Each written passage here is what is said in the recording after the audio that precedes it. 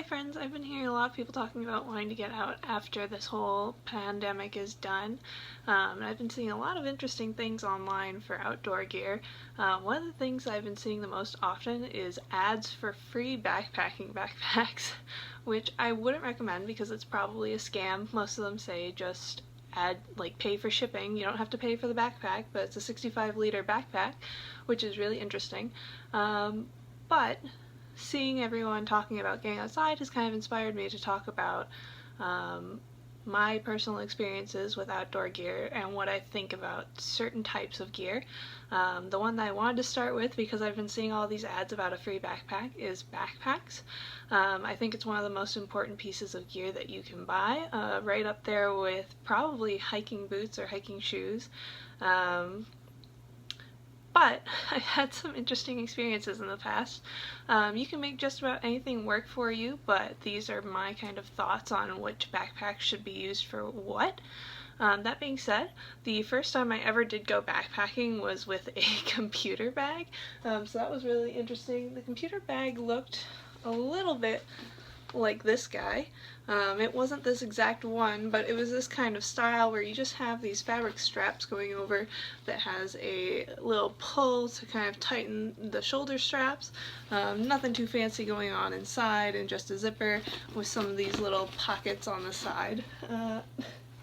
It's not the greatest, but like I said, you can make pretty much anything work. Kind of the step over from that would be one of these drawstring bags. This is actually made by Gregory, which is an outdoor company. They make some pretty darn good gear. The way that I actually got this one was with my big backpacking backpack, which is what I'll talk about last, but it's just got a zipper on the front, some little spots that you can clip carabiners to, or that you can tie some paracord through, or anything like that. It's just a simple pull drawstring top. It's pretty similar to one of those string backpacks that most teenagers have, which I would not recommend for hiking, backpacking, anything like that. They're terrible and they hurt and you're going to be sore the entire time. But this actually makes a really good stuff sack for backpacking, and it's nice to have something that you can use as a backpack in case you want to go just tick off a summit or something while you're backpacking. That being said, wouldn't really recommend it for day hikes, but it can do. What I've been using for day hikes right now is this 18-liter Cotopaxi bag. It's kind of similar to the Gregory bag I just showed you. It has a drawstring top, a pocket in the middle. It's got a port for a hydration tube, but it does have a waist belt and also a sternum strap. So the waist belt goes around your waist or hips, and it just kind of snugs in the bag so that way it's not flopping around all loose behind you. Same thing with the sternum strap. On a little bit bigger bags, it tends to kind of help lift some of the load off of your shoulders, which is really helpful if you are a female. The next bag I would talk about, I actually don't have right now. I've been looking at investing one. I'll probably put a picture in at some point. But it would be about a 30-liter bag. This is really good for day hikes, and it has a padded waist belt usually with it. Osprey makes some really good ones. That's probably who I'll end up buying one from, as well as Deuter. They also make pretty good ones. These ones are actually going to be sized, so the waist belts are going to have different sizes to them, so you need to be conscious of that and looking at those measurements to make sure that you buy the right size with that. But that's going to be able to hold a little bit more stuff. You know, you're going to have your water, your layers, snacks, all of those things. So that's what I would really recommend probably for a little bit more of an aggressive day hike. So we're looking at planning on being out for 4+ hours, not doing any overnight camping with that. You probably could go, if you're planning on traveling shelter to shelter, you could probably make that work for that, but pretty much that size is something I would recommend for day hikes that are a little bit on the higher scale there. If you're looking to do something a little bit less, or you want to do, some cross-country skiing in the winter, a waist bag like this is really, really great. It's pretty small, nice and compact. Again, has a waist belt. This one is actually made for women, and it's also got some water bottles attached to it, which is really, really nice. If you are hiking with this, I would recommend a less aggressive hike, something where you're not going to be too far from the trailhead, or like I said, cross-country skiing, this is really, really great for.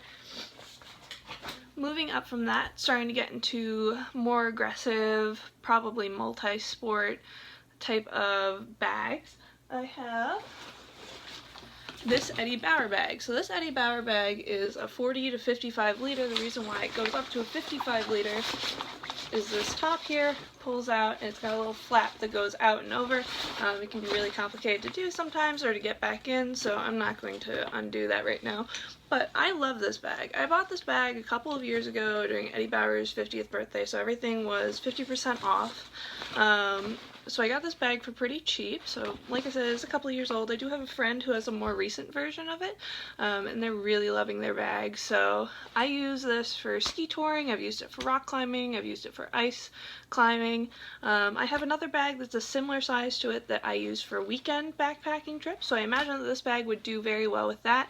I have not used it for backpacking yet, but I did just go on a 9-day ski tour with it out in the Tetons, and it served my needs very well. It's super waterproof, water resistant, and I really like it. It's got a nice side zipper, so that's really great to be able to access things that are down lower. So you need your shovel and your probe, you can stick them right here and you'll be able to get to those. This bag's really great. A lot of people on the trip did have a bag that has a back access, and that was really cool to see. I believe that was made by Ortovox. And seemed super useful. However, I've been loving this bag for all different sports. I've taken it hiking with me. It's super great.